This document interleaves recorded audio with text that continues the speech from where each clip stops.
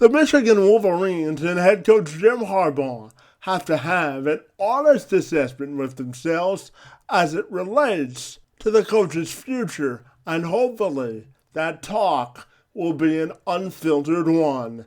The program currently is in shambles, with the defense looking lost and the maize and blue void of any consistent quarterback play. Some may call that an indictment on Harbaugh, who, in his sixth season guiding the Wolverines, has been unable to provide them a positive boost towards a consistent winning trajectory, leaving the program in flux and the university still wrestling with whether or not to provide him a contract extension. My old friend Adam Biggers, who these days is a Michigan football writer for SaturdayTradition.com, joined me this week to discuss the current state of the maize and blue and where they go from here. I'm Kevin McShann. Let's have this conversation.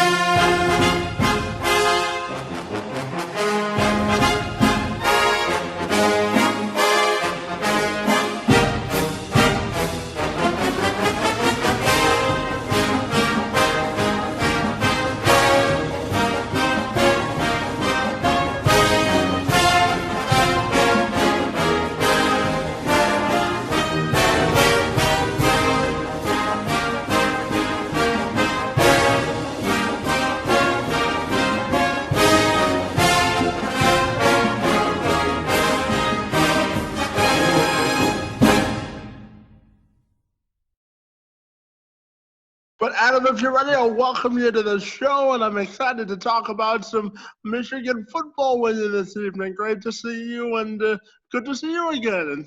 And thanks so much for being here. Not a problem at all. Anytime. So, Adam, when we look at the current state of Michigan football, obviously they're searching for answers and determining whether or not they're going to play this weekend against Ohio State. So I'm just going to start you off by asking you to assess the current state of the program for the Wolverines. I think the best word is up in the air. Current state of the program up in the air. I mean, obviously, this isn't the end of Michigan football. This might be the end of Michigan's season. This might be the end of Jim Harbaugh's tenure. You know, there are a lot of rumors flying around. There's rumors of a 3-year extension. There's rumors of maybe him just finishing out a contract and going from there, which I think might, at least from my point of view, seems to be the more likely aspect. I don't know if I could see Jim Harbaugh leaving at the end of this season, but going into next season with no extension. And then you start getting into questions, how does that affect recruiting? I mean, it's up in the air, Kevin. It really is. We don't know if they're going to play Ohio State this weekend. It's everything just – and right now, with little to no definitive answers from the University of Michigan, this is the time when speculation just runs wild, right? And people will be more apt to believe rumors and clickbait than they are actual facts and actual reporting. The only problem is that the people who do report actual facts, who are actual reporters and credible media members, even they don't know. I mean, it's this is one of the great mysteries of college football, I think, and especially when you look at it from the Jim Harbaugh perspective. If you're an optimist or you're a pessimist, I guess it depends on your viewpoint. If you're a pessimist, you're thinking this is the end of the line for Harbaugh.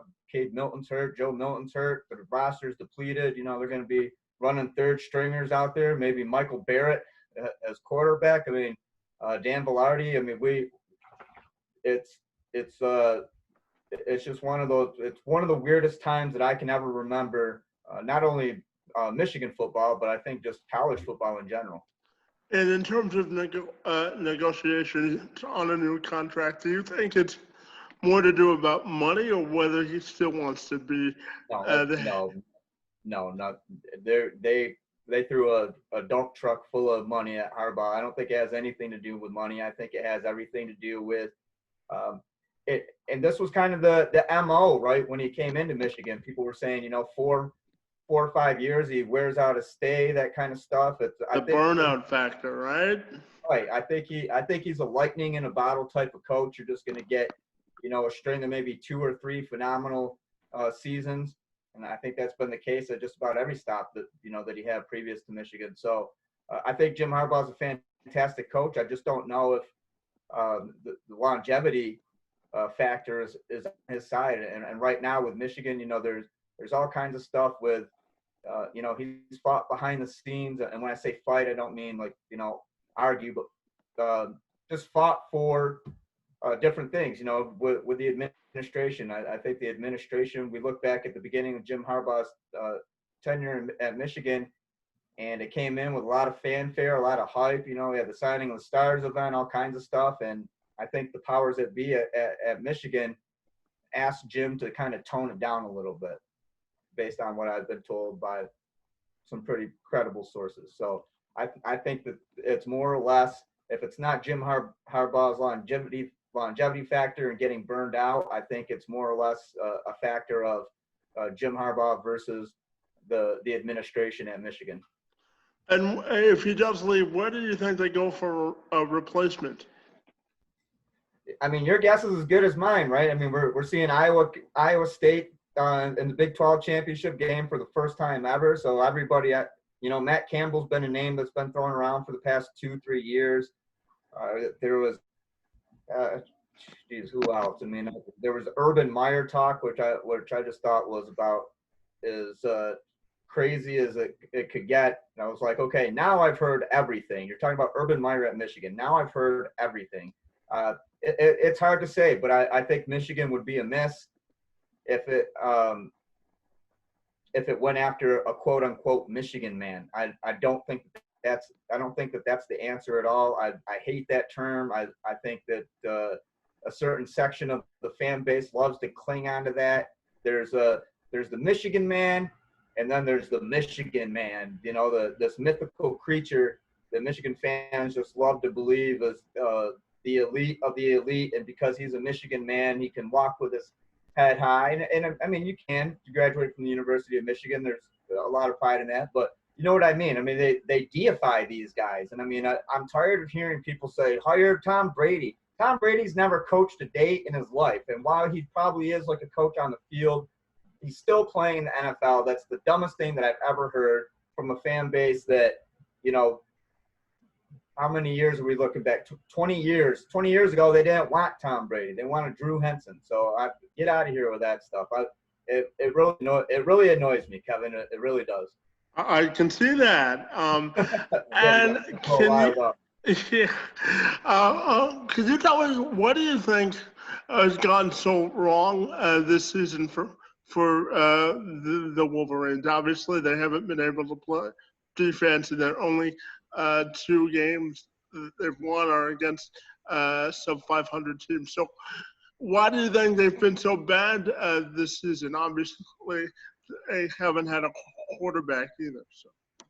Well, and on top of that, I mean, not only did one of the wins against Rutgers, but it was triple overtime, 48-42. So Rutgers put up 42. We're looking at a defense that is not even a shell of its former self. We're looking at a defense that doesn't even resemble any Michigan defense that I've ever seen. When I started covering Michigan football, Greg Madison was the defensive coordinator, and then it was DJ, and those were really good defense. Greg Madison moved to defensive line coach, and I mean Don Brown's first 3 years stat wise, really his first year was his best defense. At second year and third year they were good.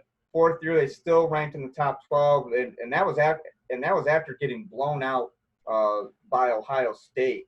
So I think, I mean, the biggest problem for Michigan is defense, but I think the biggest problem overall is that Michigan just has not been able to lock in a coaching staff and just set the tone. There's going to be assistants and other position coaches kind of cycling in and out. That's kind of the nature. But I'll throw it back to Mark D'Antonio at Michigan State, Don Treadwell, Pat Narduzzi. Those two were the keys to Mark D'Antonio's success at Michigan State. Other than D'Antonio, he had Don and Pat there for years, and we've seen at Michigan. I think Don Brown and Mike Zordich are the longest tenured staffers, other than Jay Harbaugh and Jim Harbaugh. You know, we've seen so many different offensive coordinators. Sherrone Moore, I believe this is his third year. You know, we haven't seen anybody who's been there from the start of the Harbaugh era to now, and I think that's been a huge problem. And I've always said that even a couple years ago, before things started to get really bad, I always thought that letting Jed Fish get away, whatever the circumstances were, I believe that it was Jim and Jed just didn't see eye to eye on a lot of things. And I think that Jed Fish was the key. That was the best Michigan offense I think that we've seen under Jim Harbaugh. That 2016 team, the 16 team in my eyes is his best team that he's had at Michigan. And why do you think there are factions of the Michigan fan base? I know that Charles Woodson has been disappointed with their performance in big games. Yeah. Why do you think? Yeah, the list can go on. But why do you? Ryan Griffey. Yeah, why do you think he's been so ineffective in big games? Why Harbaugh? I don't know. It is. I mean, it blows my mind, right? And I mean, we've seen him go to like 3 straight NFC title games with the Niners. Took him to a Super Bowl. I mean, it's not like he's never won big games, and that at the highest professional level.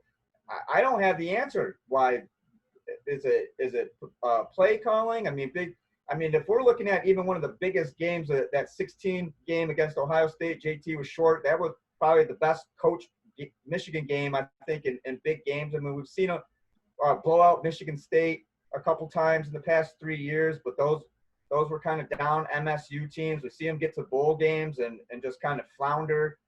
They've had it handed to them their past 2 bowl games. He's only won one bowl game at Michigan, and that was the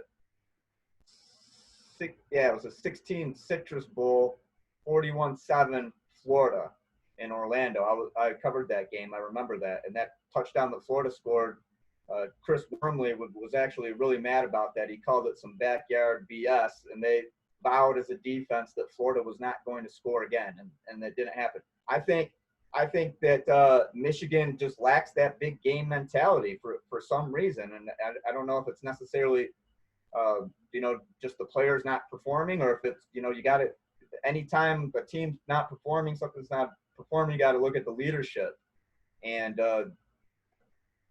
that I think that's kind of where it starts with me. It just I don't know, the Michigan coaching staff just seems to crumble during big games. I mean, it blows my mind. And not even big games. I mean, it blows my mind while you're at the 2-yard line and you're going Hassan Haskins in a wildcat formation. I mean, to me, I'm just like banging my head on it. A lot of that stuff just makes no sense to me.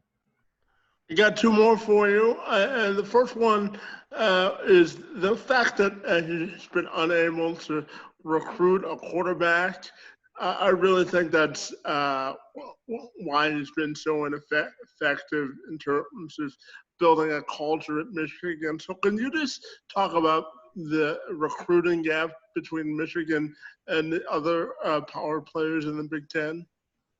Well, and because it's weird though, right? I mean, if you look on paper, it doesn't seem like there's that huge of a gap. Michigan has the number 10 2021 class, number 10 in the nation. So I mean, that's not a horrible class. I mean, as far as being able to recruit a quarterback, especially we could go back to Shane Morris. I mean, there's a long history of the next great Michigan quarterback, and it's all Shane Morris was the big deal when I really started covering Michigan. And I mean, go back to even guys like Ryan Mallett under Lloyd Carr. with Harbaugh, Dylan McCaffrey was crowned next. I think I'll put it this way, because I thought if they could not get the most out of Joe Milton out of 3 years, and that showed a serious disparity in quarterback coaching compared to other teams. So I think maybe at the quarterback position, maybe it's not a gap in talent, maybe it's a gap in coaching, because, I mean, let's face it, Dylan McCaffrey was a 4-star. I believe he was a top 100 player in the country. Cade McNamara was a 4-star. You got J.J. McCarthy coming in as a 5-star, one of the highest rated 5-stars, composite score-wise, that Michigan's ever recruited. So I don't know. And, Joe Milton couldn't do something in 3 years. And, if J.J. McCarthy is not the guy, if J.J. is not the guy, then I got to say that Michigan is just cursed at the quarterback position, because Wilton Speight was Michigan's best quarterback. He was a Hoke recruit. He was with Harbaugh for 3 years. He's the closest thing to a true Harbaugh quarterback that we've seen. And since then, it's just, Shea Patterson had his ups, but he certainly had a lot of downs as well. And, we've seen Joe Milton. He's hurt. Cade, and even before he got hurt, I think Michigan made a mistake by riding with him for 5 games. I think that Cade probably should have started after that Indiana game. And, I mean, that's just what it is. Yeah, my final question for you, Adam, is how do you think this is all going to end with Harbaugh's contract extension and the future of the program? Well, man, Kevin, you're asking if I had a crystal ball, I would tell you, man. I don't know. I really don't. I'm not going to sit here and be one of those people who pretend that they know. I don't think anybody knows. I mean, like I said earlier, this is just I wouldn't be surprised at any outcome. They could announce tomorrow that Jim Harbaugh is leaving Michigan. I'd probably be a little bit surprised by that. They could announce at the end of the year that he's leaving Michigan. I don't think I'd be as surprised as that. I wouldn't be surprised if he went and stuck around for next year, final year of his contract. I wouldn't be surprised. Really, I would not be surprised, because I feel like this is a situation where anything can happen, and whatever is the far end of crazy and far end of logical, what's going to happen is probably going to be somewhere in the middle. Honestly, I hate to give you that type of answer, man, but if I knew, I would be reporting it myself. I really don't know. Well, I think that situation's going to be the first headline outside of this Ohio State game, whether they play it or not. But Adam, it's always great to see you. It's been a while since we've seen each other, so I appreciate a few minutes talking Michigan football, and thanks for being here, buddy. Hey, anytime, Kevin. I always enjoy when travel restriction, that kind of stuff. You'll have to come out to Flint. I owe you a steak dinner, and yeah, that was a lot of fun, man. I look back on the interviews we did. The first one was at Kersley Park at Mott College's baseball field, and we got to hang out a time after that and go see some memorabilia with that second trip that you guys came out, you and Alan. So I always have fun and always enjoy talking sports with you, Kevin. And I just want to say this personally. I can't tell you how impressed that I am with the work that you do outside of sports interviews. You're one of the hardest working guys I know, one of the most passionate guys I know. And I think that you really, especially the work that you do in Windsor and the province of Ontario, as far as workplace inclusion. And I mean, I can't say anything else to you, man, but I tip my cap to you. Well, thanks